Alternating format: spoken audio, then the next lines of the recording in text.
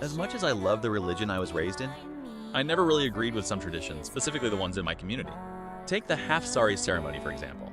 It's one of those coming-of-age ceremonies I had when I got my first period at 12 years old.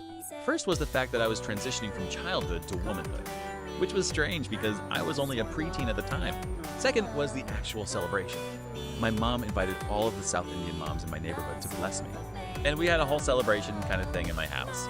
And lastly, way before my half-sari function, my parents called every single relative and I had to tell them that I got my first period. Overall, what I'm trying to say is that my first period experience was just way too excessive. Question of the day, what was your first period experience like? If you're comfortable to share it. Anyways, Veil out.